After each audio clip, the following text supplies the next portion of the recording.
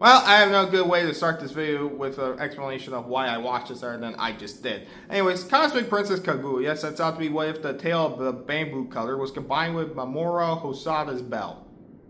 That movie was 5 years ago. Anyways, I was aware but never knew this legendary folktale of Japan. So going into this, I sort of didn't know what to expect other than hoping I stumble upon something special since no one is talking about this and would be intimidated by the runtime of 2 hours and 20 minutes. So, which I'll get to, but it's actually 2 hours and 10 minutes with 10 minutes of credits. But oh boy. Anyways, it's a new anime film on Netflix, and the first film directed by Shingo Yamashita, who has done work doing intros of many well-known anime series such as Chainsaw Man and Jujutsu Kaisen. So for a debut project like this, and while I haven't watched those shows, let alone the intros, you get a ton of character put into this movie that makes me want to definitely see what else he does in the future. And one thing for certain, I will say I'm very thankful for, this film is never boring despite its very long runtime. So I was worried given the opening narration, it's like, wait, was this set in the future or the past? And while there is a story reason for why later, you do see a date later for 2030. So, you know, it does have a pretty exposition heavy start to it, where it's like, okay, it's a lot. An exposition start with narration isn't always a bad thing. It's just one of those things where I'm like, is this going to be a lot? The movie is a lot, but that is also not a bad thing. Okay, I'm getting off track. What I should state, though, is that once you hear the premise, my worries will be at ease as much as you might be. So the premise is that Iroha is a high school student living alone and struggling to make ends meet, trying to be independent while balancing a busy schedule, which she does succeed at as a smart student and talented musician, but is reaching her breaking point. One night, though, she discovers in a glowing utility pole a baby that over the next couple of days grows up to be a girl her age, as you do. She's given the name Kaguya based on the bamboo cutter tale which exists in this universe. Yeah, it's one of those adaptations of a classic story where that story exists in the film's narrative itself. So this film is in the same level as Romeo and Juliet. This movie is not Romeo and Juliet. Jokes aside, it's way better than that movie. That being said, the plot is that these two become roommates despite not always seeing eye to eye as they bond in this virtual reality world that has a name to it that I will not pretend like I even care to look up what it's called, where Iroha adores this AI singer named Yachicho, and Kaguya decides to become a streamer so the two of them can befriend each other because of this contest she puts up where the most popular streamer gets to hang out with her and do a concert. So she does this for the two of them, and while on the way, Iroha starts to question what's really important between, responsibility and love. I will say what I appreciate most about this film, besides the animation. The animation, oh man, what amazing animation this movie has. Besides that, this is a love story between the two leads, Iroha and Kaguya. Well, given how it starts, I guess it could say maybe it shouldn't be a love story because of the baby thing. Okay, look, it's implied heavily that this is a love story, and I'm sure people will say it may not be because they don't kiss or it's never said out loud. This isn't LGBTQ story or a Yuri is the genre technical term of an anime about lesbians. The two sleep together, they say they love each other a lot, and the ending, I'll get to it, but best without spoilers, but just because it isn't said out, what they feel about each other isn't a friendship given how far it goes for their connection between each other. It's like, it's a love story, and, honestly, it doesn't have to be that they kiss or it's said out loud, it's implied, and if it's not, shame on me for assuming, I guess. I don't know, I'm for it. I'll get to it. Again, well, I'm fine they don't kiss or anything. Sometimes emotion can be better conveyed and implied, and I do think that while Kaguya got annoying a lot of the time, she whines a lot, the two leads work off each other great, and while they're not complex, memorable characters, they help intrigue you into this world and truly care how it all go down. And in the end, because it is a genuine sweet love story, I don't know how this compares to the original folktale. I don't know if Epic Fail is a line in the original. I'm aware this doesn't reinvent any wheel at all, whatever, the wheel still works. And in a box like this exaggerated expressions of frustration and triumph just made me smile every single time, especially this virtual reality world that, again, doesn't reinvent anything. I know this is probably isn't someone's top 5 virtual reality world, whatever. It still holds my attention. It's full of wonder. The animation in this movie is so fluid, and the world feels alive, and that's thanks to the combination of this story and these characters. Honestly, I feel like this could have been one of my favorite films of the year, if not for the last 20 minutes of this film. It has, as much as I could spoil the film more with spoilers, I do recommend it. Please give it a chance.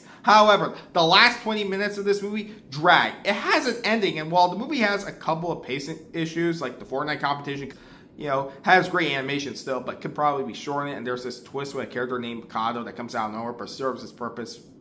This movie, at 1 hour and 50 minutes in, it's over. It feels like it should be over. This is where the story ends. Maybe could have done a few things different, but I'm like, it's over. This feels like this is where the story's over with.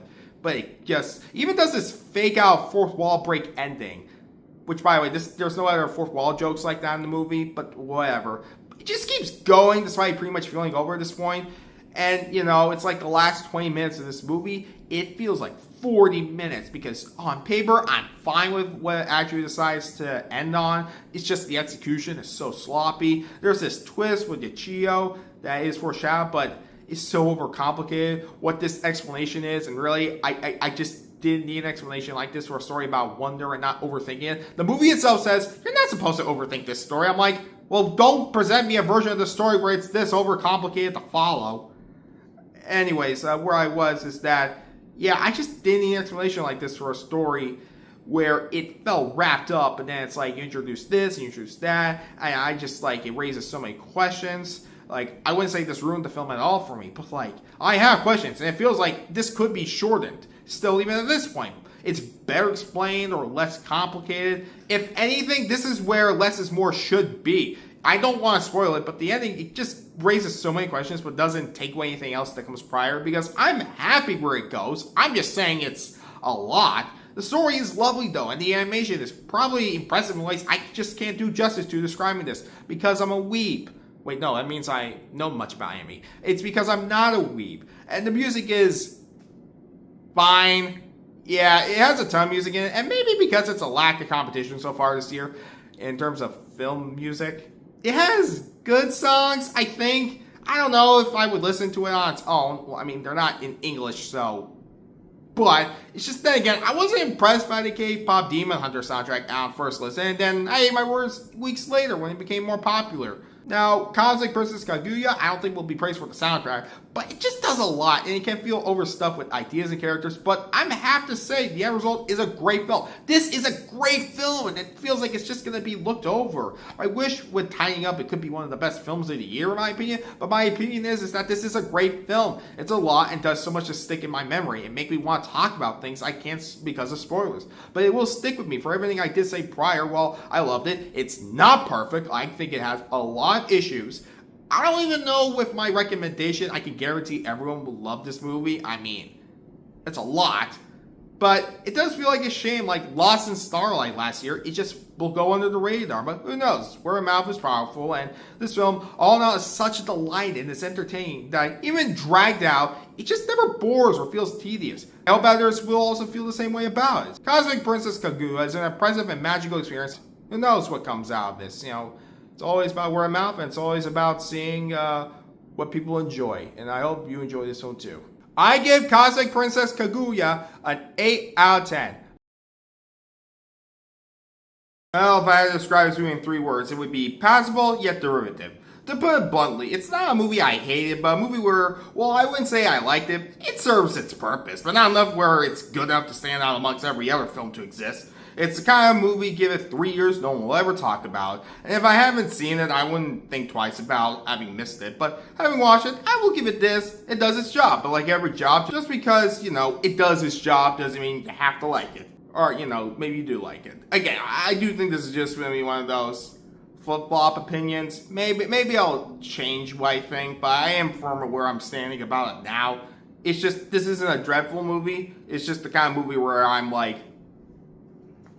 So with that being said, Yeah, it's your basic direct-to-Amazon Prime movie of the quarter with big names to draw you in this case, Jason Momoa and Dave Bautista, but that doesn't mean it's not bad. Like, I enjoy Heads of State, which in many ways has the same expectations this does, but it does more with an interesting premise, where this movie doesn't really have that. It's your typical buddy action comedy written by Jonathan Tropper and directed by Angel Manuel Solo, who I want to make clear don't make a bad film again. Like, again, this isn't a bad film. The premise is Bautista and Momoa play half brothers who reunite after a falling out a decade ago in Hawaii, where the former lives with his family as a disciplined Navy SEAL and the latter is a loose cannon brash cop when their father ends up dying. Well, only to suspect and uncover a major conspiracy that they'll have to fight their way out and do basic detective stuff to, look. It's the kind of movie where if you know the names, which I do given the opening credits, then you know who's famous enough to probably be the bad guy in this, or who will probably be in the movie more than they, obviously you think, well, why would you waste a big name like this? Like, you cast Marina Baccarin as Momoa's ex. Who knows?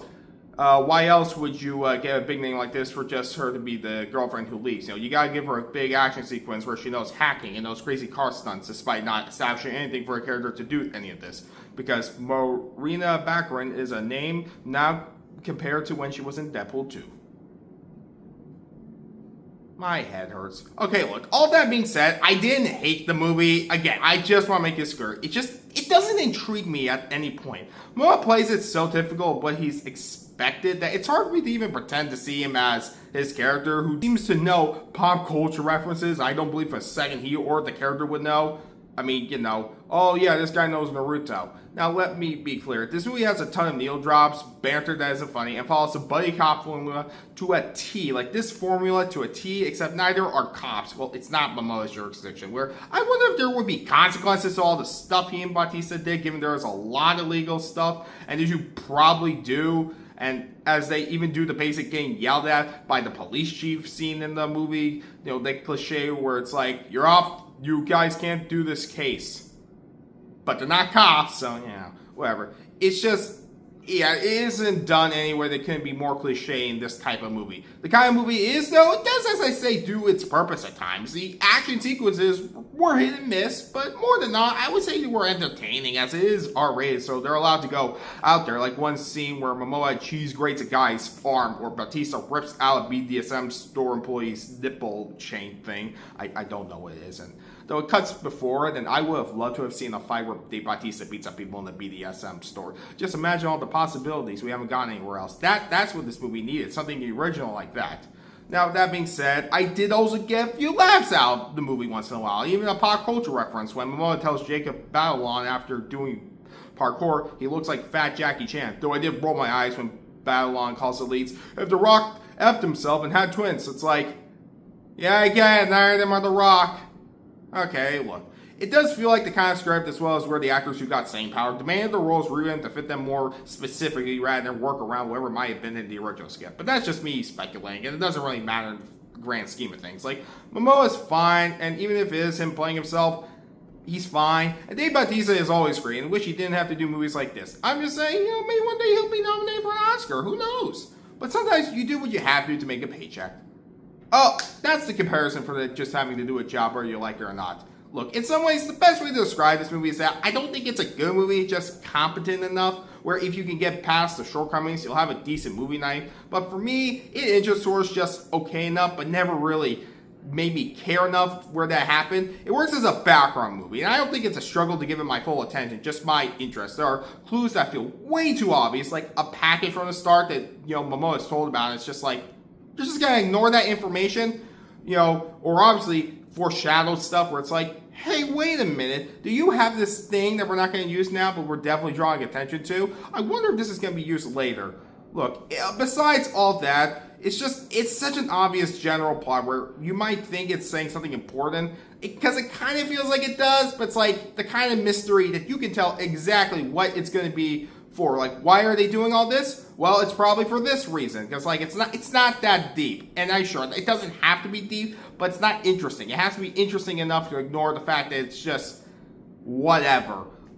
Look, it's easy to figure out where this is going from start to finish. It's just the villain's plot will be this whole movie is full of tons of cliches just to get from point A to point B. But as far as those movies go, this isn't a worst case example. It's just a very mediocre example. Momoa and Bautista eventually gain enough chemistry. It takes a while, but eventually they're good at what they're supposed to be doing.